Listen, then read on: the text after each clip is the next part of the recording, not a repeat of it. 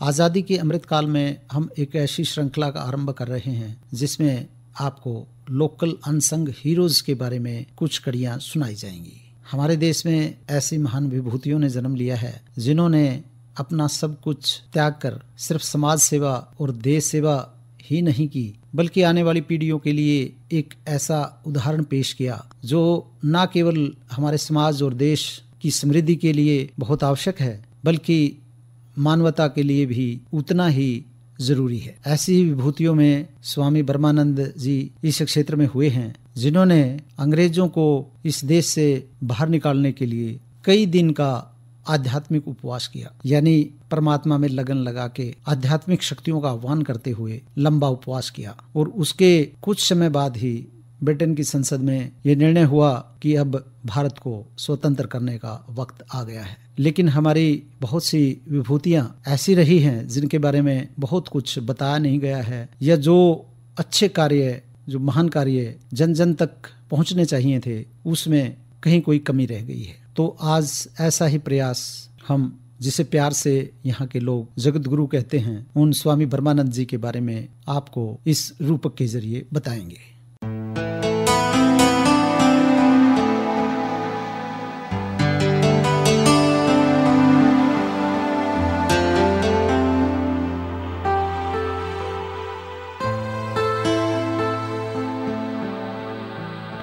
हमारे स्वतंत्रता संग्राम के दौरान बड़े बड़े वीर, आध्यात्मिक गुरु और हम कह सकते हैं कि आधुनिक ऋषि, जिस तरह अगर हम बंगाल में जाएं तो अरबिंदो जी, महाराष्ट्र में जाएं तो वीर सावरकर जी, और अगर हरियाणा की बात करें तो जगत गुरु स्वामी ब्रह्मानंद जी ने यहाँ जन जन तक न केवल वैदिक संस्कृति का प्रचार प्रसार करके उसके संदेश को पहुँचाया बल्कि युवाओं को ब्लेस्ड बनाने, नारी शक्ति का उत्थान करने, अन्याय और अत्याचार के विरुद्ध लगातार ये संघर्ष करते रहे और लोगों में अपने ज्ञान की अलख जगाते रहे। आज हम सौभाग्य से उनके जो घर है, उनका जो जन्म स्थान है ग्राम चूड़ माजरा, जिला कैथल में उनका जो महाधाम है, वहाँ पे हम आए हुए हैं। और हमारे साथ स्वामी जगदीशानंद जी बैठे हैं जो कि यहाँ की देखभाल करते हैं, यहाँ का सब कुछ सार संभाल करते हैं और उनके जो संदेश हैं उनको आगे बढ़ाते हैं। तो स्वामी जी, आज आप ब्रह्मानंद जी के बारे में क्या कहना चाहोगे? ओम तत्सत। पावन जन्मभूमि स्वामी ब्रह्मानंद धाम की जय हो। चूड़ माजरा। आज हम हमारे सज्जन आए हुए हैं, इनके सामने जैसा प्रश्न किया है कि स्वामी ब्रह्मानंद जी का बचपन का क्या जीवन था। स्वामी ब्रह्मानंद जी के जीवन में वैसे तो समझो कि संत महात्मा के बारे में या उनके जीवन के बारे में कुछ लिखना या वर्णन करना हमारे जैसे साधारण के बस की बात नहीं, क्योंकि वो उनका जीवन तो जन्म जन्मांतरों से तपस्या किया हुआ होता है। वो एक परम सिद्ध पुरुष होते हैं, उनकी हम व्याख्या नहीं कर सकते, फिर भी चर्चा तो महापुरुषों की ही की जाती है। तो स्वामी ब्रह्मानंद जी का जीवन तो बहुत विलक्षण जीवन है। देखिए, स्वामी जी के मुखारबिंद से हमने सुना है कि जब मैं माता के गर्भ में था तो मुझे प्रकाश दिखाई देता था और मैं उस प्रकाश को पकड़ने के लिए दौड़ता तो मैं पकड़ नहीं पाता। विद्वानों ने प्रकाश वो आत्मा और परमात्मा के ज्ञान का मानना कि ये परमात्मा का ही प्रकाश, आत्मा का ही प्रकाश था जो बचपन में उन्हें दिखाई देता था। उदाहरण तौर पर जैसे वामदेव ऋषि ने अपने बचपन में ही वेदों का ज्ञान हो गया था, कपिल मुनि और सुखदेव मुनि ने पूर्वले संस्कार, भव्य संस्कारों के अनुसार ही परम सिद्धि प्राप्त हो गई थी। और ये बात हमारा योग दर्शन भी कहता है। योग दर्शन के कैवल्य पाद में आता है कि जन्म औषधि मंत्र तपा समाधि जा सिद्धिया। कुछ ऐसी महान आत्माएं होती हैं कि वो जन्म से ही सिद्ध होती हैं। 5 प्रकार की समाधि बताई है, तो कुछ ऐसे पूर्वले संस्कार होते हैं कि वो जन्म से ही सिद्ध होते हैं। पर जन्म उन्होंने एक तो परोपकार की भावना से भी लिया जाता है, भाई अत्याचार बढ़ रहा हो, देश में अंधकार हो, अज्ञान का अंधकार हो, तो उसके लिए इस भावना से कि भाई हम वहाँ जाकर कुछ सेवा करें, रास्ता दिखाएं, तो ऐसे परोपकार की भावना से भी कुछ पुण्य आत्माएं जन्म लेती हैं।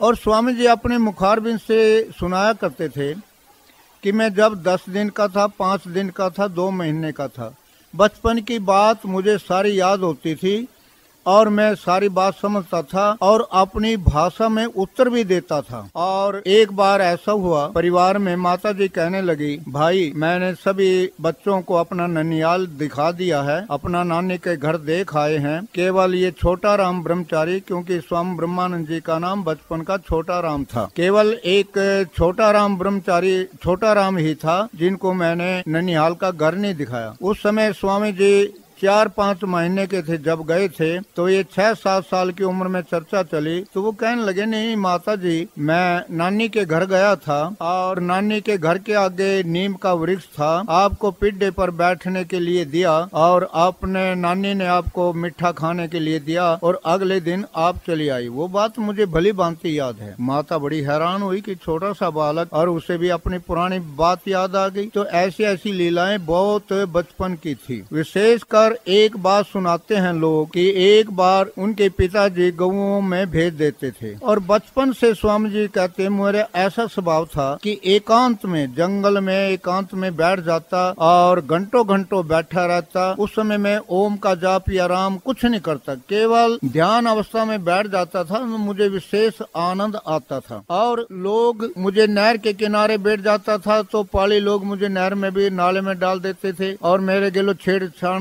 करते थे, परंतु मेरा एक स्वभाव था, मुझे आनंद आता था एकांत में बैठने पर। तो ये उनके कोई पूर्वले संस्कार ही थे जो ध्यान अवस्था में वो जाते थे। तो पिताजी गौओं के लिए भेज देते थे, तो गुरुजी जहाँ तहाँ ध्यान अवस्था में बैठ जाते, गौएं जहाँ तहाँ भी चरे, कोई चिंता नहीं थी। तो एक बार ऐसी घटना सुनावे कि एक बार उनकी गौएं एक एक खेत में चली गई और पूरा खेत में घूमी फिरी। 10-20 गौओं के जाने पर जो मालिक था जब उसने देखा तो सीधा गुरुजी के पिताजी के पास गया। गुरुजी के पिताजी का नाम चौधरी बदामा राम था। कहने लगा कि आपके लड़के ने मेरा खेत उजाड़ दिया है। बोले भाई खेत उजाड़ दिया तो कोई बात नहीं, और भैया हम उसका क्या नाम खर्चा देंगे, पैसा देंगे। बोले ऐसे थोड़ी मैं पैसे लूंगा, मैं तो पूरे गांव के मौजूद आदमियों को इकट्ठा करके खेत को दिखा करके तब पैसे लूंगा। बोले भी तेरी मर्जी है, तेरा खेत है। और पहले ऐसा होता था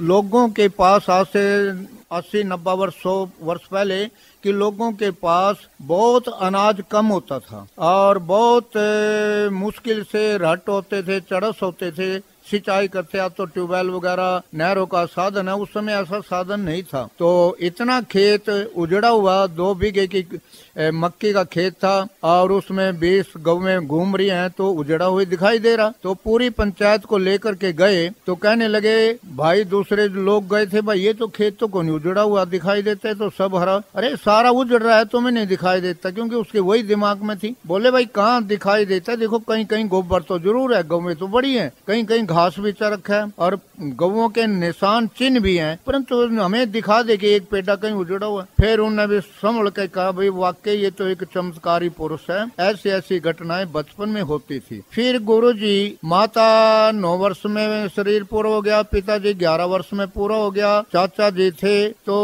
गुरुजी के स्वाभाविक कुछ संस्कार थे। गुरुकुल कुरुक्षेत्र में यहाँ के नौकर थे जो कि वहाँ नौकरी करते थे, वो बताते थे भाई गुरुकुल में बड़े विद्वान बनाए जाते हैं और ब्रह्मचारी बनाए जाते हैं, वो बड़ा बड़ा क्या नाम प्रदर्शन, बल प्रदर्शन दिखाते हैं। तो ये संस्कार थे। तो एक रात को 12 वर्षीय आयु में चले गए कुरुक्षेत्र, जंगलों में ही रात्रि के समय ही चल दिए और पूरी वर्षा बरस रही थी, बेधड़क से चलते रहे अंदाजा लेकर, और वो चले गए। जाकर के वहाँ अधिकारी डिप्टी साहब थे, ब्रह्मचारियों से मिले। वो कहने लगे, भाई क्या नाम डिप्टी साहब से बात करो। डिप्टी साहब ने पूरा परिचय लिया, आप कहाँ से आए हैं, आपके पिताजी हैं, माताजी हैं, सारा परिचय लेने के बाद आप किस भावना से आए। गुरुजी बोले, भाई मैं क्या नाम डिप्टी साहब जी, मैं पढ़ करके विद्वान बनना चाहता हूँ और ब्रह्मचारी बनना चाहता हूँ और बहुत बड़ा आदमी बनना चाहता हूँ। डिप्टी साहब बोले, देखो ब्रह्मचारी तो आप हो ही। उसमें जब ये शब्द कहे तो उन्होंने अपनी ओर नजर मारा, तो ठीक है भाई मैं ब्रह्मचारी तो हूँ। रही बात भाई पढ़ाई की, उसमें ये है कि 1 रुपया महीना देना पड़ता है यहाँ, क्या तुम्हारे परिवार वाले दे देंगे? बोले मेरे परिवार से कोई नाता नहीं है, ना मैं किसी से मांगता। बोले भाई ऐसे नहीं। रात्रि में स्नेहित आश्रम पर ठहरे, कुछ महात्माओं ने बड़ा प्रलोभन दिया, वहाँ 2 महात्मा मिल गए, भी आपको वो अच्छे वस्त्र देंगे, आपको बड़ा महंत बनाएंगे। तो गुरुजी ने कहा नहीं, मैं पढ़ने आया हूँ। तो सुबह गए, जाने के बाद उनकी भावना को देखकर हमारे उनका ध्यान आया कि चलो नौकर रूम में रख लेते हैं। तो नौकरी रूम में 1 रुपया महीने के हिसाब से रख लिया भंडार में, भाई काम करते रहना। और सबसे ज्यादा स्वामी जी को ये तकलीफ हुई कि वहाँ बच्चे दूध ले लेते थे, क्योंकि पैसा देते थे, पूरा दूध लेते थे, दूध की कमी नहीं थी, उस समय जंगल वगैरह होते थे, तो बच्चे पूरा दूध नहीं पीते थे, नालियों में गिरा देते थे। तो स्वामी जी ने कहा भाई ऐसे नालियों में दूध गिराना अच्छा नहीं है, कनस्तर रख दिया, इसमें डाल दिया करो। गुरु जी ने कहा कि देखो अन्न भगवान है, हमारी उपनिषदों में जैसा सुनते थे विद्वानों से, अन्न भगवान है, अन्न को ब्रह्म माना है, और अन्न दूध जैसे अमृत चीज को ऐसे गुमाना अच्छा नहीं है। हमारी माताएं तो दूध यदि गिर जाता था तो हमें कहती मुंह पड़ के पियो, इतनी हमारी माताओं की श्रद्धा थी। हमारे भीष्म जी थे ग्रोंडे वाले, पांडु पिंडारा वहाँ भी रहे, स्वामी नित्यानंद जी थे, वहाँ 7-8 वर्ष रह करके विद्या प्राप्त करी। आयुर्वेद ग्रंथ भी, व्याकरण भी, वेद भी, वेदांग भी, वो एक सनातनी थे और 10 नामी साधु थे, उनके यहाँ उन्होंने पूरी पढ़ाई करी। हमारे 5 यम हैं। सबसे पहले अहिंसा, अष्टांग योग के यम, नियम, आसन, प्राणायाम, प्रत्याहार, धारणा, ध्यान, समाधि अष्टांग योग है, सबसे पहले यम है। यम में भी अहिंसा, सत्य, अस्त्य, ब्रह्मचर्य, परिग्रह यम सबसे पहले अहिंसा है। जो साधक मन वचन कर्म से ये नियम बना लेता है कि मैं किसी जीव को दुख नहीं दूंगा, तो हिंसक जानवर भी अपना हिंसा भाव छोड़ देते हैं। हमारा शास्त्र कहता है योग दर्शन, अहिंसा प्रतिष्ठांग तत्सनिधौ वैर त्यागा, कि अहिंसा में जब हमारी प्रतिष्ठा हो जाती है तो जंगली जानवर, शेर, बघेरा, सर्प उन्हें नहीं कुछ कहेगा। फिर स्वामी जी बताते हैं, स्वामी जी कहते मैं लेट रहा था, आकाश की तरफ मेरा ध्यान था, तो और मैं मुर्दे की तरह उत्तर दिशा में मेरा सिर था, दक्षिण में पांव थे, अपने आप को मुर्दा समझ के लेट रहा था।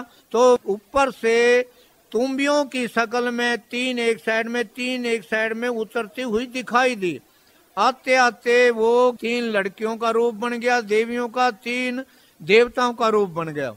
देवता मेरे बाईं ओर खड़े और देवियां दाईं ओर खड़ी, और देवियों ने मेरे से बातचीत करी। वो बोले कि आप ये मरने क्यों जा रहे हैं? गुरुजी ने कहा कि मैं मरने इसलिए जा रहा हूँ कि मेरी कोई बात नहीं सुनता। बोले नहीं नहीं, आप मुक्त आत्मा हो, सिद्ध आत्मा हो, आप यदि समाज में समाज का सुधार नहीं करोगे, ज्ञान चर्चा उपदेश नहीं दोगे तो और कौन देगा? जीना जरूरी है। काफी चर्चा चलती रही, आप हो कौन? बोले हम देवियां हैं। बोले आपके सामने तो उतरे हैं, अब भी आप क्यों नहीं मानते? आपके सामने ऊपर से उतरते आए हैं। अब जो विद्वान लोग हैं वो इस बात को समझते हैं। हमारे योग दर्शन के अंदर कवैल्य विभूति पाद के अंदर आता है मूर्धा ज्योतिषी सिद्ध दर्शनम, जिस महापुरुष की धारणा ध्यान समाधि में संयम हो जाता है, तो मूर्धा में जब ध्यान लगा देते हैं तो बहुत पुण्य आत्मा, देवी देवता उसके सामने मौजूद खड़े हो जाते हैं। तो गुरुजी से बातचीत चलती रही कि मेरी कौन सुनेगा, तुम मुझे वैसी मरवा रही हो, भी जाओ उपदेश करो। बोले मरने के लिए तो आप पढ़े ही हो, अब मरने का आपको भय क्या है? स्वामी जी बोले मैं अनपढ़ हूँ, मुझे विशेष ज्ञान नहीं है, मैं क्या उपदेश प्रचार करूंगा। उनमें 3 देवियां थी, सावित्री, लक्ष्मी और पार्वती। सावित्री बोली आपके जीव आपके ऊपर सरस्वती का वास होगा, कोई भी आप अपने बात कहेंगे तो वो वेद का ही प्रमाण होगा, और कोई भी आदमी आपको परास्त नहीं कर पाएगा। ये हम वरदान देते हैं, ये हम प्रार्थना आपसे करते हैं। दूसरी, गुरुजी बोले समाज में काम करने के लिए पैसे की जरूरत है, मेरी आदत नहीं मांगने की। स्वामी जी के पूरे जीवन की बात है, उनका कहना है, और हमने भी व्यवहार में देखा है कि ना तो कभी मांग करके खाया। जंगलों में रहे 8-7 वर्ष, हरिद्वार में झाड़ी के पत्ते और जंगली पत्ते फूल वगैरह खा लेते थे, परंतु कभी भी भिक्षा नहीं मांगते थे। अनासुरती, ऐसा भी बताया गुरुजी ने, अनासुरती किसी ने हाथ पे रोटी रख दी तो बैठे रहे, ध्यान ही नहीं आया, मनमाना कागा उसे उठाकर ही ले गया। फल फूल और पत्ते खा करके जीवन निर्वाह करते थे। स्वामी जी ने कहा कभी जीवन में मोल लेकर के भी मैंने वस्तु नहीं खाई। और रही बात कि उन्होंने अपने भंडारों में ये संयम था कि जो भोजन भंडार में बनता है वही भोजन करते थे, अलग नहीं भोजन करते। तो लक्ष्मी बोली आपको पैसे की कोई चिंता नहीं, जहां भी आप संकल्प करेंगे, जितना पैसे का संकल्प करेंगे उतना पैसा आपके चरणों में अनासुरती होगा। और ये बात तो आज भी मैं नहीं कह रहा हूं, आज भी बहुत से लोग हैं जहां भी पूछेंगे ये बात सभी ये कहेंगे कि ये विशेष चमत्कार था, जहां बैठ जाते थे। और इसमें भी एक और बात थी, इसमें ये बात थी कि वो जैसे गरीब का आदर करते थे, किसी ने 10,000 1 लाख रुपया दे दिया, उतने ही आदर था जितना कि एक गरीब का था। फिर गुरुजी कहने लगे मेरे पास समाज तो नहीं, बिना समाज के मैं कहाँ प्रचार करूंगा, कौन करने देगा मेरे को अकेले को। पार्वती बोली मैं वरदान देती हूँ कि जहाँ आप कैंप डाल देंगे वहां पर शिव जी का त्रिशूल गड़ा होगा, कोई भी आपका बाल बांका नहीं कर सकता। ये हमने भी देखा कि नौजवान लड़कियां होती थी गुरुजी के पास, जंगलों के अंदर लाखों रुपए का सामान पड़ा होता था, कभी ना पुलिस ना कोई चौकीदार, ऐसा हमने अद्भुत, मतलब कोई ये कहे कि ये 3 देवियों के द्वारा जो झंडा मिला पाखंड है, बिल्कुल वो अनजान है, मतलब उसको ज्ञान नहीं स्वामी जी का। फिर स्वामी जी जैसे सोप आदि गांवों में गए और वहाँ गुरुजी अकेले लंगोटी में धोती में चले गए, बस यही कपड़ा होता था, एक लंगोटी एक धोती, उसी को डाल लेते थे। तो सूम में पहले पोस्टर लगवा दिए, पोस्टर लगवाने पे वो बोले, लोग बाग बोले भाई ये पोस्टर किसके लगा रहे हैं, महात्मा जी के भंडारा करेंगे। बोले भाई कितने बड़े धनी है, बोले नहीं उनके पास एक पैसा नहीं। तो भाई ये क्या मतलब, हमारे यहाँ भंडारा रख दिया, हमारे से कोई पूछताछ नहीं, हम सहयोग नहीं देंगे, और वो हजारों की संख्या में तो कह रहे महात्मा और भक्त लोग आएंगे, कहाँ तक भाई ये उनकी माया वही जाना है। भाई ये देखो आज हमने पंचायत ने मिलकर आपको बता दिया कि महात्मा को ये कह देना कि पूरा सूप गांव नाराज है आपके आने से, और यहाँ आएंगे तो आपकी बेइज्जती होगी।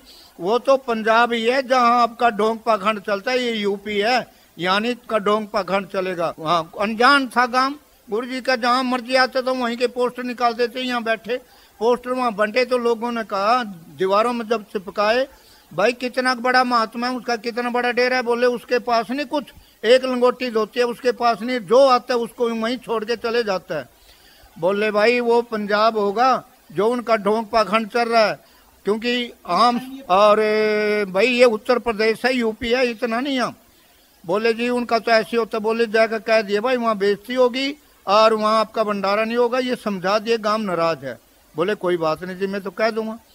गुरुजी आगे उन्होंने कह दिया। गुरुजी अकेले चले गए, जाकर ये एक दीवार थी मंदिर की, उस दीवार पर लेटे रहे, और मंदिर में कोई महात्मा नहीं था क्योंकि कोई ताला लगा हुआ था।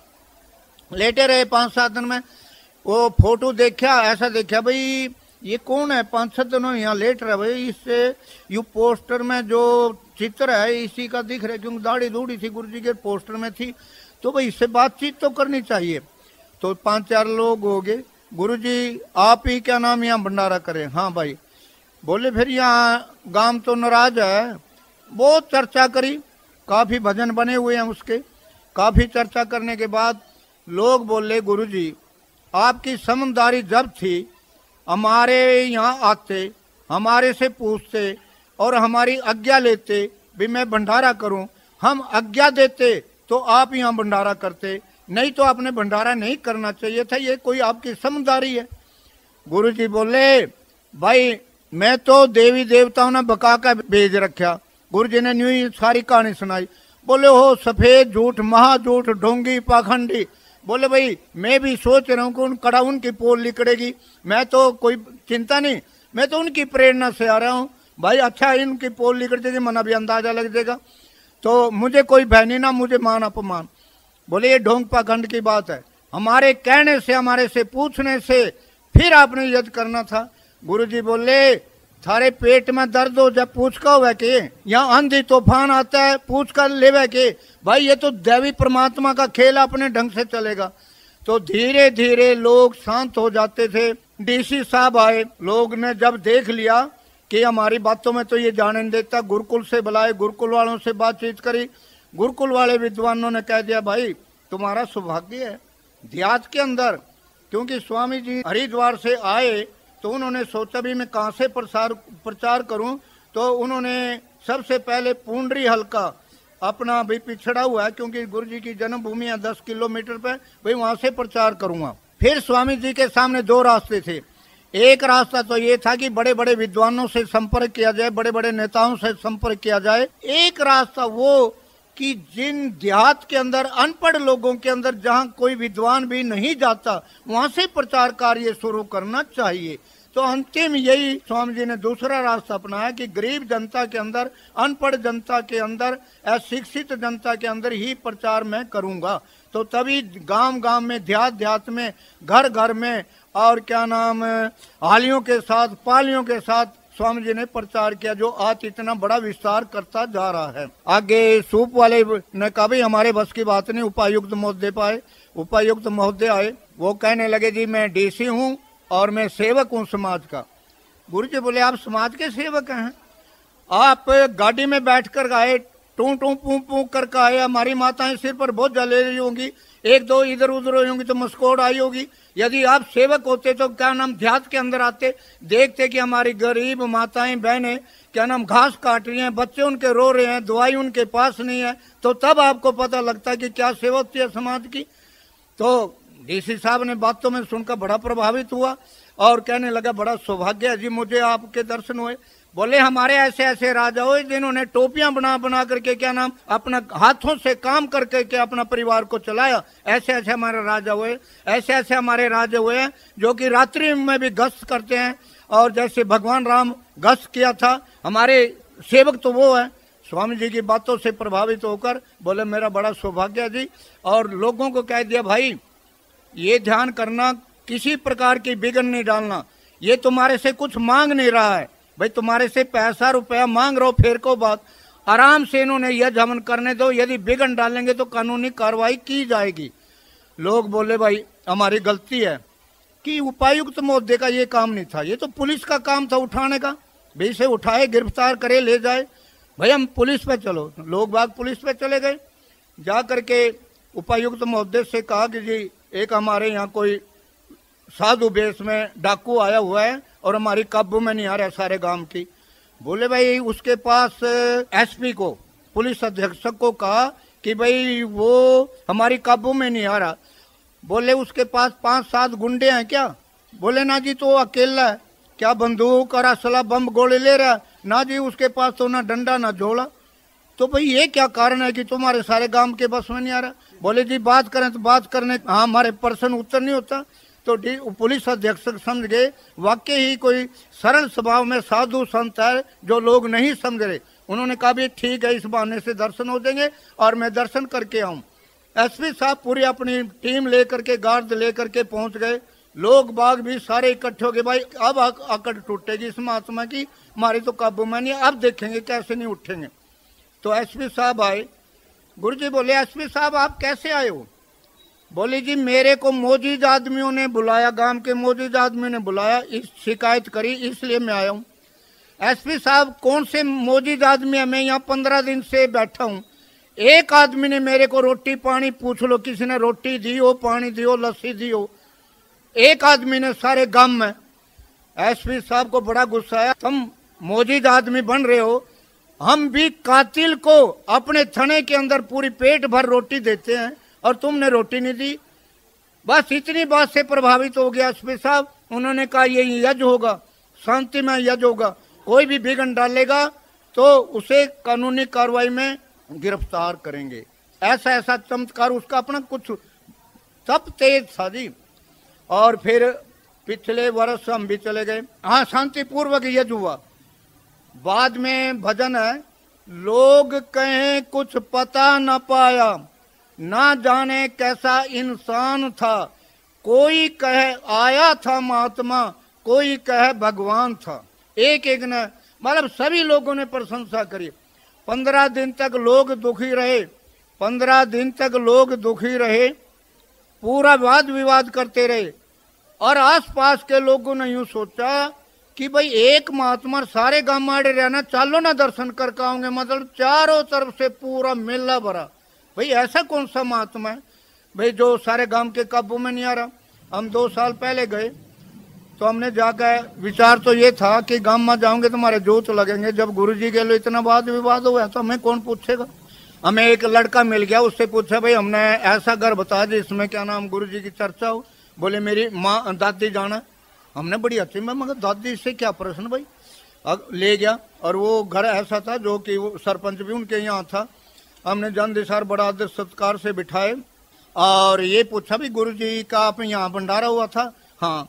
बोलो हमें कुछ बात बताओ, कहाँ पर भंडारा हुआ था। ऐसे दरवाजा खोल के गया, हमारा खेत है और इसमें तंबाकू था। गुरु जी बोले भाई यहाँ यज्ञ करूंगा, क्योंकि प्रभावित हो गए लोग फिर सेवा में जुड़ के। गुरु जी बोले ये तंबाकू है जी, अभी कच्चा है और आप इन्हें उखाड़ दोगे, हमारे कुछ नहीं काम आएगा, किसी और जगह दे देंगे। बोले ना हमने तो यहीं करना भाई। तो वो पाड़ पोड़ के इधर कुर्डी कार्डी पे डाल दिया तंबाकू और अपना भंडारा हो गया। बाद में वो लोग बोले वही तंबाकू जब हमने इधर उधर इकट्ठा करके देखा इतना कड़वा कहीं भी नहीं निकला। और फिर एक परिवार वाले बोले कि जी हम उसकी क्या बात बतावें, जितना बढ़िया यहाँ भंडारा होया शायद कहीं नहीं होया। मैं भाई आपने यही देखा सिर्फ, इसलिए आपके लिए यही था कि हमें न्यू ही नहीं पता था कहाँ से सामान आ रहा है, कहाँ से क्या हो रहा। ऑटोमेटिक क्या नाम ठेकेदार ट्रक भर के उसका ले आया क्या नाम सामान का। हमने पूछा कि क्या नाम भाई आप कौन ले आया सामान। कल गुरुजी गए थे और गुरुजी ने बोले गुरुजी सारा दिन ही आ रहे। बोले इनकी तो अद्भुत लीला है। तो विशेष स्वामी जी का अब हम ये बताते हैं, थोड़ा जीवन परिचय हो गया। अब ये बताते हैं कि उनके जीवन में क्या बात थी। उनके जीवन में सबसे बड़ा, जब वहाँ से देवियों ने ये कहा कि ओम का प्रचार करो। गुरुजी ने बोला भाई मैं ओम का प्रचार तो करूं, किस किस को कहूं भी। तो एक कीर्तन बनाया गुरुजी ने, ओम गुरुजी ओम गुरुजी ओम गुरुजी ओम, ओम तत्सत ओम तत्सत ओम तत्सत ओम। फिर ओम तत्सत शब्द पकड़ा और ओम तत्सत आधा शब्द स्वामी जी ने पकड़ा, क्योंकि योगी पुरुषों की बड़ी अजीब बात होती है। ताबा ऋग्वेद आदि भाष्य भूमिका, उसमें वेदोत्पत्ति एक विषय है। उसमें ये कहा गया कि आर्य लोगों को नित्य प्रति ओम तत्सत का उच्चारण करके कार्य प्रारंभ करना चाहिए और परमात्मा का धन्यवाद मनाना चाहिए। और हमारे गीता के अंदर भी भगवान श्री कृष्ण जी ने 17वें अध्याय के 23वें श्लोक में कहा है कि ओम तत्सदिति निर्देशो ब्रह्मण सर्विदा स्मृता ब्राह्मणास्ते न वेदाश्च यज्ञाश्च विहिता पूरा। कि ओम तत्सत ये सतीदानंद घन परमात्मा का नाम है। आदि सृष्टि में ब्राह्मण वेद यज्ञ ओम तत्सत परमात्मा के ही सत्ता से उत्पन्न हुए। बड़ी व्याख्या है ओम की, तो बड़ी व्याख्या कर रखी भगवान श्री कृष्ण जी ने। यहाँ तक कह रखा कि शब्दों में अक्षरों में मैं ओम अक्षर हूँ। और ये तक कह रखा कि शरीर छोड़ते समय जो ओम का स्मरण करता है और मेरा ध्यान करता है तो परम गति को जाता है। तो ओम का महत्व हमारे यजुर्वेद में भी आता है। ओम करतो समार, हे कर्म के करने वाले पुरुष तू ओम का स्मरण कर, यजुर्वेद के 40वें अध्याय में। और हमारे उपनिषदों के अंदर आता है सर्वे वेदा यत पदमामनन्ति तपांसि सर्वाणि च यद वदन्ति यदि छिन्तो ब्रह्मचर्यं चरन्ति तते पदं संग्रहण ब्रवीम्योम इत्ते तत्। कि जिसके लिए चारों वेदों को पठन पाठन किया जाता है, जिसके लिए ब्रह्मचर्य रूपी घोर तप किया जाता है। हे नचिकेता में यमाचार्य और नचिकेता का संवाद में हे यमाचार्य ने कहा कि हे नचिकेता वो संक्षेप में ओम पद है, ओम नाम है। और आगे व्याख्या की एतादलम्नं श्रेष्ठम एतादलम परम एतादलम्नं ज्ञात्वं ब्रह्म लोके महीयते। कि ओम का सहारा ही जीवन में सबसे बड़ा सहारा है। अंतिम समय देवियों को स्वामी जी ने ये कहा कि किसी पुरुष का सहारा ना समझना, ओम का सहारा समझना। मतलब रात दिन स्वामी जी का उद्गीत चलता था, ओम ओम ओम ओम। और या तो ओम की चर्चा करते, ओम का प्रचार, ओम तत्सत नमस्कार रूम में स्वामी जी ने ओम तत्सत ही रखा कि बार बार हम परमात्मा का नाम स्मरण करें। गुरु नानक देव जी ने भी यही कहा कि नानक दुखिया सब संसार, सुखी वही जो नाम आधार। जो परमात्मा का नाम ले वही सुखी है। धन दौलत से सुखी इतना नहीं होता, चलो भौतिक रूप से होता है, परंतु अंदरूनी जो आत्मिक शांति है वो ओम के जप से मिलती है। दूसरा, स्वामी जी ने ओम का प्रचार किया, ओम तत्सत का प्रचार किया। फिर गुरु जी ने यह विचार किया कि ओम ओम में किसको कहता फिरूंगा, अभी तो ओम करो ओम करो। स्वामी जी ने सोचा हमारे शास्त्रों के अंदर सबसे बड़ा श्रेष्ठ जो कार्य है वो यज्ञ है। यज्ञो वही श्रेष्ठतम कर्म। हमारे ब्राह्मण ग्रंथों ने यज्ञ को सबसे बड़ा श्रेष्ठ कार्य माना है। क्यों ना मैं यज्ञ करूं, और यज्ञ के बहाने से लोग बाग इकट्ठे हो जाएंगे और उसके बावजूद मैं ओम का कीर्तन कराऊं। जैसे अभी यहाँ संगत में पहले यज्ञ हुआ, फिर उसके बाद ओम का कीर्तन हुआ। वास्तव में स्वामी जी का जीवन ओम का प्रचार था मुख्य रूप से। फिर स्वामी जी ने एक किताब में पढ़ा और स्वामी जी ने ये भी विचार किया, और हमारे विद्वान लोग ये बात आज मानते हैं। अभी जैसे मैंने आपको बताया था कि हमारे आचार्य तिलक राम जी हैं, उन्होंने ये बात लिखी कि उस महापुरुष ने भविष्य में ये पता था कि कितना प्रदूषण फैल जाएगा, पर्यावरण कितना दूषित हो जाएगा। उसको ध्यान में रखते उन्होंने यज्ञ जो श्रेष्ठ है और जो कि पर्यावरण को शुद्ध करता है, उन्होंने यज्ञ हवन प्रारंभ किया। तो ये महर्षि जी की बहुत बड़ी देन, योगी पुरुष की बहुत बड़ी देन है, और उसने भविष्य की बात दिखती थी। तो ये जो पर्यावरण के लिए स्वामी जी ने यज्ञ किया जहाँ तक, और स्वामी जी का जीवन कैसे चला कि स्वामी जी मुंदड़ी गांव में छोटे छोटे बच्चों में खेलते थे, छोटे छोटे बच्चों को बिठा लेते थे, बीच में हवन कुंड बना करके गायत्री जब सिखाते, ओम स्वाहा बच्चों को क्या नाम रेत डालते रहते थे, हवन करा देते थे, संस्कार डालते थे। और सर्दियों में क्या होता, घास फूस इकट्ठा किया, आग जला ली, ओम स्वाहा उसमें डालते, सेकते भी, और उनका यज्ञ भी होता बच्चों का। आज वही मुंदड़ी ग्राम है, 108 यज्ञ क्या नाम वहाँ पर होते हैं। मुंदड़ी हमारा पास में गांव है, बहुत बड़ा आश्रम है। तो बच्चों में संस्कार डाले हुए हैं, बच्चों में खेलते रहते थे। इसी प्रकार चोर कार से में खेलते रहते थे और बच्चों को ओम का जाप सिखाते थे। और ओम के पीछे इतने दीवाने, इतने मस्ताने थे, उन्होंने अपनी सुध बुध नहीं रहती थी। चोर कार से में गुरुजी भी बताते हैं, लोग भी बताते हैं कि एक बार गुरुजी ने काली पजामी पहन ली और काली कुर्ती जनानी पहन ली और काले मटके सिर पर रख के गांव में चक्कर लगाने लग गए। अब ऐसा ड्रामा देख कर तो सब लोग इकट्ठे होते थे, फिर वहाँ थाल रख करके, मटके रख करके बैठ जाते, ओम गुरु जी का कीर्तन कराते। इस प्रकार मोहल्ले दर मोहल्ले ओम का कीर्तन कराते रहते थे, ऐसी भावना थी। हमारे फफड़ाना गांव में क्या नाम गोबर से ओम ओम लिखना शुरू कर दिया, उंगली में भी क्या नाम खून निकलने शुरू हो गया, ऐसी भावना थी। एक बार गुरुजी कहते हैं कि मैं मुंदड़ी जा रहा था पुंडरी से, चलते चलते ओम ओम जपने में जब आनंद आता है तो हम आंखें बंद हो जाती हैं, आनंद में बंद हो गया, चलते चलते आंख बंद हो गई और ऐसी जगह गया जहाँ डेग रहते थे, उनके पड़ाव में चला गया और वहाँ बहुत खूनी कुत्ते होते हैं, उनके बीच में आंख खुली और सारे चुप रहे, कुत्ता, महिलाएं सो रही हैं। फिर चुपचाप गुरुजी वापस आए। मतलब ओम में इतनी शक्ति है कि दूसरे भी जानवर उनका कुछ नहीं कहते। तो ओम के प्रति स्वामी जी की बड़ी श्रद्धा थी। दूसरी बात, पर्यावरण यज्ञ हवन के लिए बड़ी श्रद्धा थी, लगातार यज्ञ हवन करते रहते थे। तीसरा स्वामी जी ने लिया, महर्षि दयानंद जी की एक किताब पढ़ी, उसमें महर्षि दयानंद जी का विचार था कि भाई महिलाओं को भी शिक्षा देनी चाहिए, क्योंकि एक गाड़ी में 2 बैल होते हैं। एक बैल यदि कमजोर होगा तो गाड़ी ठीक तरह से नहीं खींच सकते। हमारा गृहस्थ आश्रम भी एक गाड़ी है, इसमें माताओं को शिक्षित, बहनों को शिक्षित होना जरूरी है, क्योंकि बच्चों का पालन पोषण जो ज़्यादा हमारी माताओं बहनों के ऊपर होता है। तो ये है कि स्त्री शिक्षा भी होनी चाहिए। तो उस संकल्प को स्वामी जी ने कहा कि महर्षि दयानंद के संकल्प को पूरा करना चाहिए और स्त्री समाज में पूरा प्रचार होना चाहिए, ये भी शिक्षित होनी चाहिए। इस भावना से गांव गांव में कुछ देवियों को निकाले जो कि 5-5, 10-10 साल की कन्याएं उनके आकर्षण से क्या नाम उनके सेवा में आ गई। 15-15 वर्ष की लड़कियां, 5-6 लड़कियां हमारी संत रत्नी देवी, साध्वी सुशीला देवी पुंडरी से, साध्वी दर्शना देवी बुढ़नपुर से और साध्वी लक्ष्मी देवी डीग से, और भी आगे नीरी शिक्षाएं शुरू हो गई। 3-4 देवियां गुरुजी के समय में थी। तो पूरा प्रचार कराया, गुरुजी झंडे दे देते थे, गांव गांव में भेज देते थे, वहाँ महिलाओं में प्रचार करती थी और अपना क्या नाम यज्ञ हवन करती थी।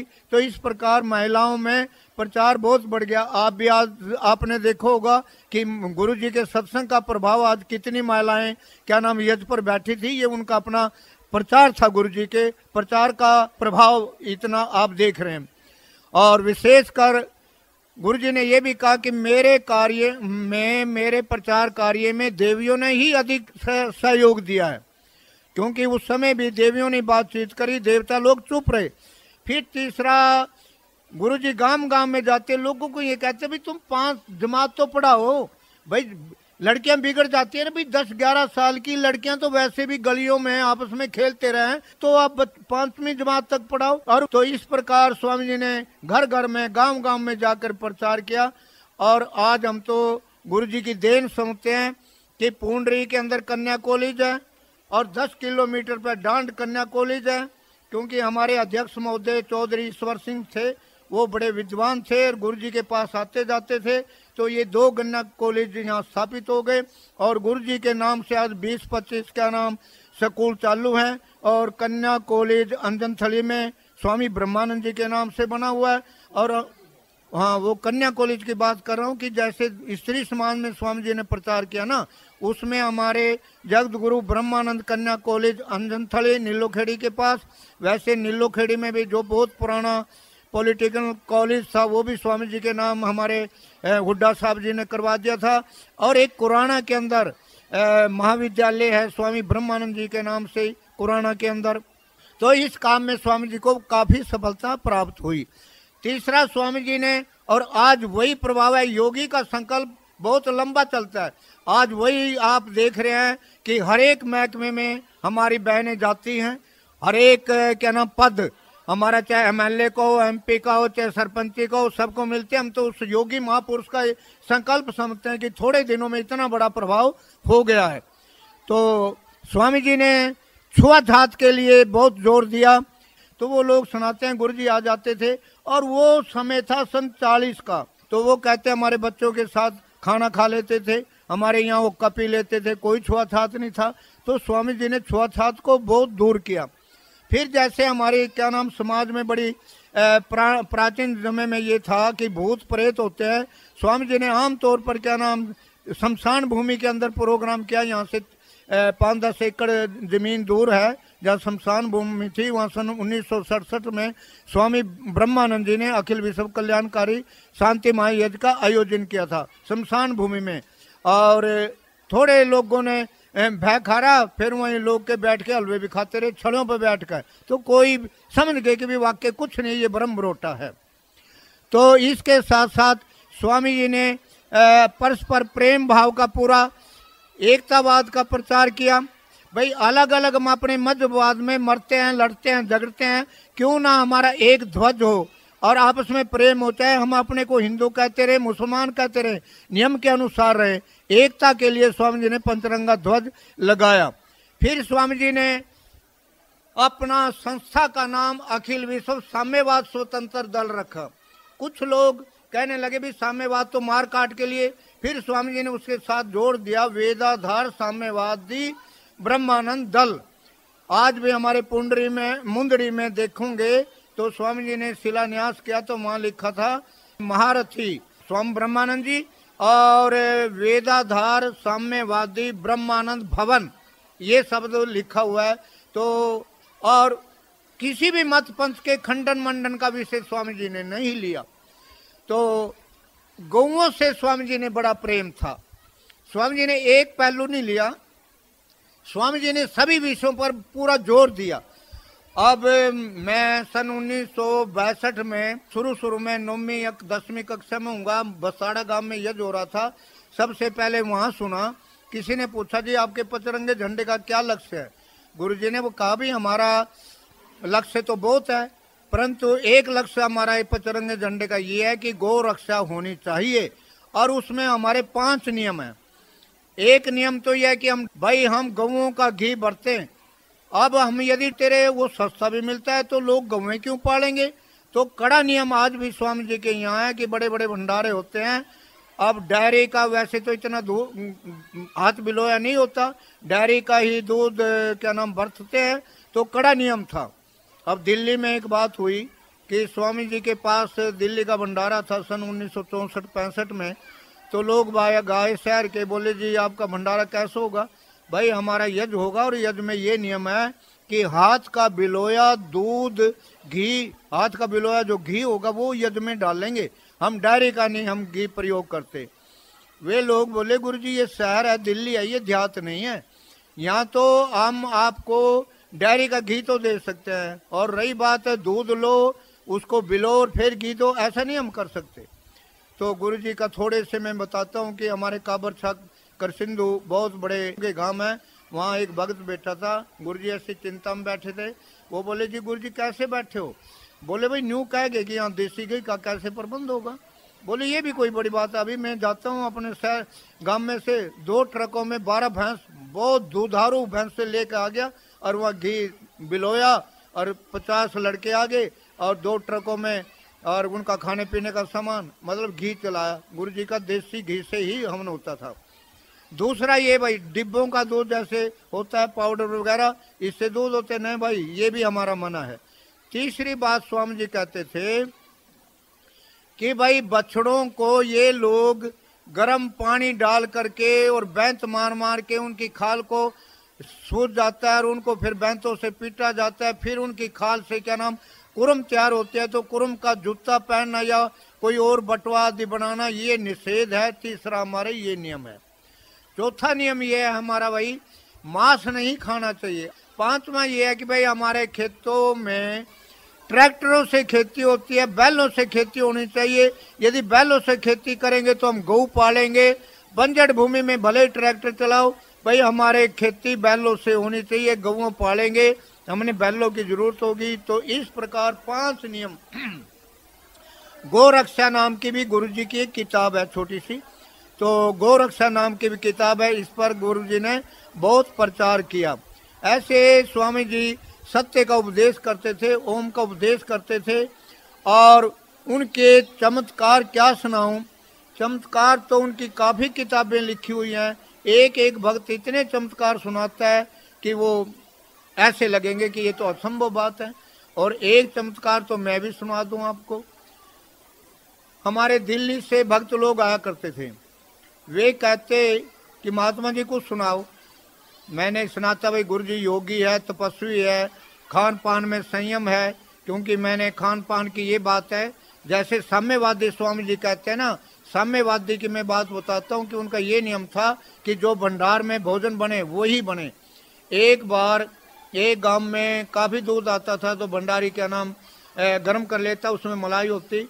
मैंने सुन रखा था भी गुरुजी बचपन में मलाई खाते थे, अध बिलोई दूध लस्सी पीते थे, तो मलाई की कटोरी 2-3 में भोजन भंडार में गुरुजी की 10 वर्षों तक भोजन की व्यवस्था मेरे सपुर्द सौंपी हुई थी। मैं गुरुजी का भोजन ले जाता था।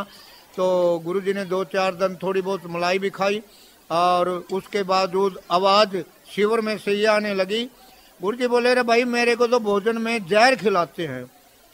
अब महात्मा देवियों में ये चर्चा चली, चुप रहे कि भाई ये बात महात्मा को कहेंगे दुखी होगा तो, और नहीं कहेंगे तो तब मुश्किल। 5-4 दिन बाद चलती रही। एक आदमी ने आके कहा कि गुरुजी यूँ कहते हैं कि मुझे भोजन जहर देते हैं, विष देते हैं। भाई पहले भी क्या नाम जगन्नाथ रसोईया था, वो भी बदनाम था। गुरुजी की भोजन महर्षि दयानंद को दूध में कांच मिला दिया था। ये दूसरा भाई कलंक मारे पर टिकने लगा।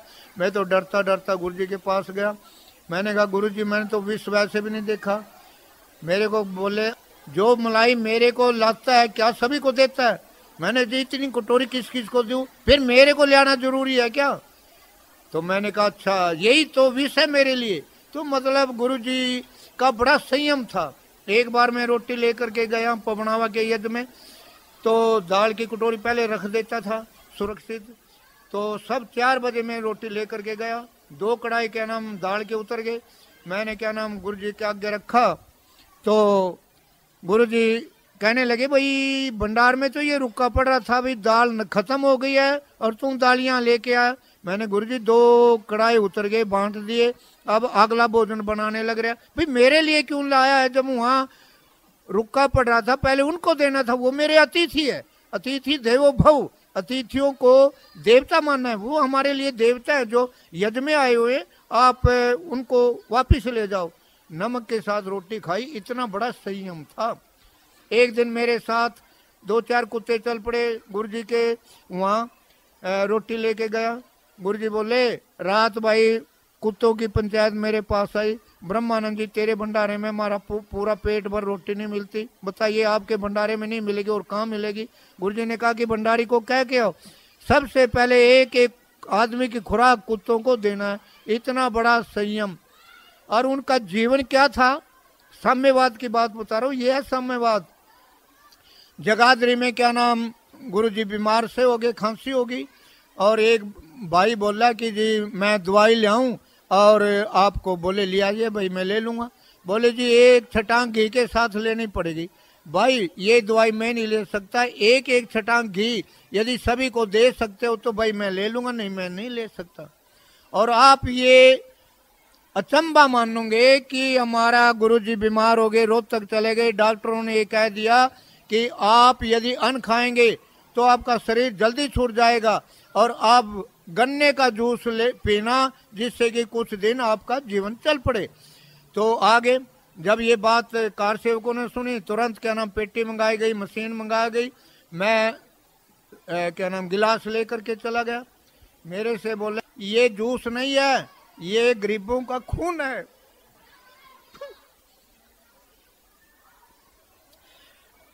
लोगों ने पैसा दिया है यज्ञ हवन के लिए, मेरे लिए नहीं। क्या बताऊं कितना बड़ा संयम उस योगी का था। आज जो चारों ओर जय जयकार हो रही है तो उनके शिष्टाचार, उनके गुणों के आधार पर हो रही है। तो लोग बाग मेरे से बोले कि आप कोई गुरु जी के जीवन की बात सुनाओ। तो मैंने कहा भाई मैं उनकी ये व्याख्या करता। गुरु जी त्यागी है, तपस्वी हैं भाई, ब्रह्मचारी हैं, योगी हैं, उपदेश प्रचार करते हैं रात दिन। बोले ये बातें तो हमें याद है, और चमत्कार सुनाओ। मैंने वहाँ ये चमत्कार हुआ वहाँ, बोले नहीं नहीं ये भी नहीं हम सुनना चाहते, कोई अपने जीवन की चमत्कार की घटना वो मुझे सुनाओ। मैंने कहा भाई ऐसा तो मेरे स्वाभाविक, भैया ऐसा मैं क्यों झूठ बोलूँ, ऐसा मेरे सामने कुछ नहीं हुआ। बोले जी वो सुनाओ। तो मेरे भी मन में ये रही। मैंने कहा गुरुजी के बहुत नज़दीक 10 वर्षों तक रहा और ऐसा चमत्कार व्यक्तिगत मैंने नहीं देखा, तो ये भी एक बात मैं कैसे कहूँ। तो क्या हुआ जी, गुरुजी का शरीर पूरा हो गया और गुरुजी ने पहले कह दिया, क्योंकि मैं ही रात दिन रहता था, एक और महात्मा दयानंद जी रहते थे, दोनों की ड्यूटी होती थी रात को। तो गुरुजी बोले भाई कभी मेरा शरीर पूरा हो जाए तो यहाँ पुंडरी बनी में क्या नाम दाह संस्कार करना, और वेद मंत्रों के द्वारा। महात्माओं की दो बात है, क्या नाम समाधि भी दे देते हैं खोज के, पर ये जो दाह संस्कार करने वाली बात है ये ज़्यादा ठीक है, और दाह संस्कार करना। 65 वर्ष की उम्र कुछ महीने, सन 1973 में 24 दिसंबर सन 1908 का जन्म दिवस है, और 16 मई 1973 बैसाख की पूर्णमासी को क्या नाम शरीर पूरा हुआ है। पो की पड़वा को पो सुधी प्रतिपदा जबकि अंधेरा होता है, और उस समय अंग्रेजों का राज था, वैसे भी अंधेरा था, उस समय जन्म लिया, और वैसाख की पूर्णमासी को उनका शरीर पूरा हुआ, पूर्ण चंद्रमा हो गया और पूर्ण स्वामी जी हो गए 16 मई 1973 को।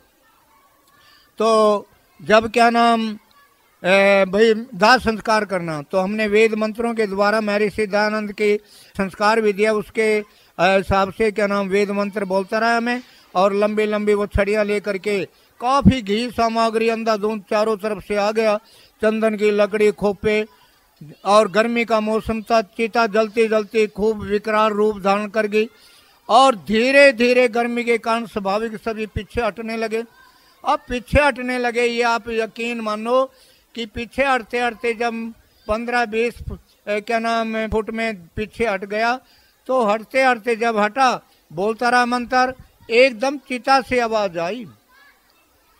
कहते हैं कि ब्रह्मानंद से, गुरुजी से हमें प्यार है, जिससे प्यार होता है उसके नजदीक लगते हैं लोग, उससे दूर थोड़ी हटते हैं। मैंने कहा नहीं गुरुजी आपके पास है। एकदम ओम कह के चिता में क्या नाम कूद मार दी, और जैसे कि मैंने दोनों हाथों से क्या नाम न्यू का न्यू खड़े हो गया। बड़ा बेचैनी होगी समाज में, तो 1 मिनट के लिए भाई महात्मा खत्म हो गया। ज्यों की त्यों किताब हाथ में थी, अब तो कपड़े भी पहनने लगे। वो सिर्फ क्या नाम, ये और एक कपड़ा सिर्फ नंगा, और कोई एक किताब का नहीं जला, सुरक्षित आ गया। ये चमत्कार अब मैं सुनाता हूँ कि भी ऐसा चमत्कार गुरु जी का मैंने देखा। अब कोई मेरे को कहे कि भी उस महात्मा का ये चमत्कार, मैं तो हाथ जोड़ लेता हूँ भाई, संतों की माया मैं नहीं कह सकता।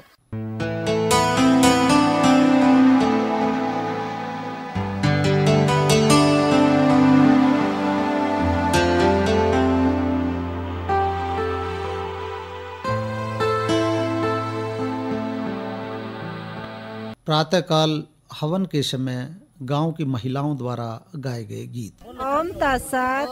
ना गंगा नहीं नावा ओ जमुना नहीं नावा, गंगा नहीं नावा ओ जमुना। फल्गु के पानी में के गुण से गुरु होया ए दीवाना, फल्गु के पानी में के गुण से गुरु होया ए ना। छोटी सी उमरिया मगर छेड़े गुरु होया है दीवाना, छोटी सी उमरिया मगर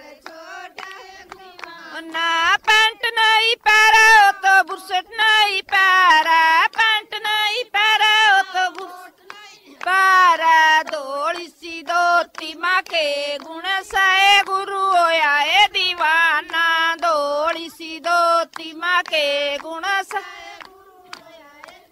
ना। छोटी सी उमरिया मगर छेड़े गुरु होया है दीवाना, छोटी सी उमरिया मगर ये दीवाना। दूध नहीं पीवा मलाई नहीं खावा, दूध नहीं पीवा मलाई नहीं खावा। तुझे की छड़ी माँ के गुण से गुरु होया है दीवाना, बाजरे की खिचड़ी माँ के गुण से गुरु होया है। हाँ छोटी सी उमरिया मगर छोड़े गुरु होया है दीवाना, छोटी सी उमरिया मगर छेड़े गुरु होया ना। मल्ला मनी रवा ओ चबारा मनी रवा, मल्ला मनी रवा ओ चबारा पराली की झूपड़ी माँ के गुण से गुरु होया है दीवाना, पराली की झूपड़ी माँ के गुण से गुरु होया है। छोटी सी उमरिया मगर छेड़े गुरु होया है दीवाना, छोटी सी उमरिया मगर छेड़े गुरु होया है दीवाना। मनी रवा बाई चारे मनी रवा बाई मनी रंदा बाई चारे ना। बारिशी संगत के गुण से गुरु होया है दीवाना, बारिशी संगत के गुण से गुरु होया है ना। छोटी सी उमरिया मगर छेड़े गुरु होया है दीवाना, छोटी सी उमरिया मगर छेड़े गुरु होया है। छोड़ नहीं ओडा ओ दसल नहीं ओडा, छोड़ नहीं ओडा ओ दसल ओडा। काली सी गुदड़ी माँ के गुण से गुरु होया है दीवाना, काली सी गुदड़ी माँ के गुण से गुरु होया है दीवाना। की उमरिया मगर छेड़े गुरु होया है दीवाना, छोटी सी उमरिया मगर गुरु होया है दीवाना। ओम तत्सत। गुरु चोड़ाए बदली कर गया, गुरु चोड़ाए बदली कर देविया पादर गया था गुरु घट घट माँ, देविया पादर गया था गुरु घट घट। गुरु पाल शब्द माए का गया, गुरु पाल शब्द का गया। झंडे का राखियो ख्याल गुरु घट घट माँ, झंडे का राखियो ख्याल गुरु घट माँ। गुरु चोड़ाए बदली कर गया, गुरु चोड़ाए बदली गया देविया पादर गया थ गुरु घट घट माँ देविया कादर गया थ गुरु घट घट गुरु दूसरे शब्द माए का गया गुरु दूसरे शब्द का गया ओ मन का राखियो ख्याल गुरु घट घट माँ ओ मन का राखियो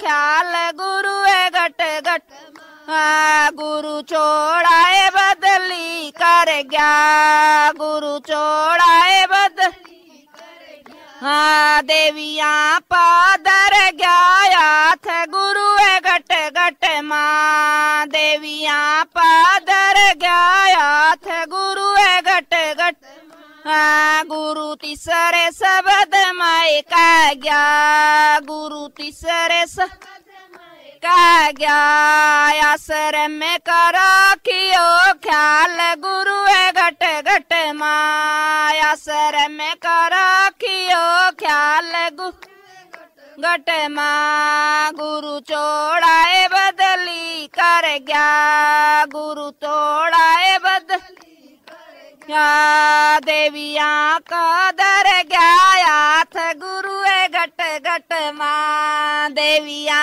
पादर गया थ गुरु घट गुरु चौथे शब्द माए का गया गुरु चौथे शब्द का गया भंडार का राखियो ख्याल गुरु घट घट माँ भंडार का राखियो ख्याल गुरु घट घट गुरु छोड़ाए बदली कर गया गुरु छोड़ाए बदली गया देविया पादर गया थ गुरु घट घट माँ देविया कादर गया थ घट माँ गुरु पांच में शब्द माए का गया गुरु पांच में शब्द का गया जन्मदिन का राखियो ख्याल गुरु घट घट माँ जन्मदिन का राखियो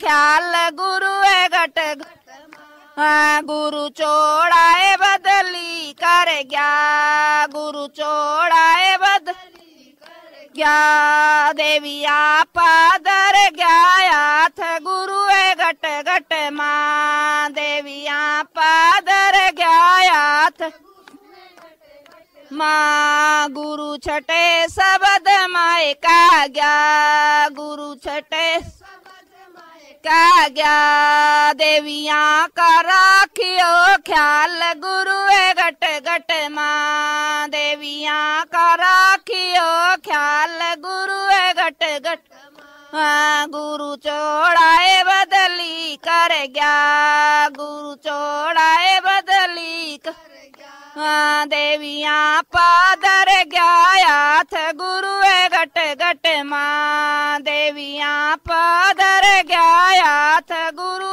घट घट गुरु साथ में शब्द माए का गया गुरु साथ में शब्द माए का गया नाम दाम का राखियो ख्याल गुरु घट घट माँ नाम दाम का राखियो ख्याल गुरु घट माँ ओम तत्सत। रूपक के तकनीकी निर्देशक थे धर्म सिंह राणा, तकनीकी सहयोग नितेश, संपादन में सहयोग दीपक प्रकाश, वाचक एवं प्रस्तुतकर्ता अजीत सिंह गिल।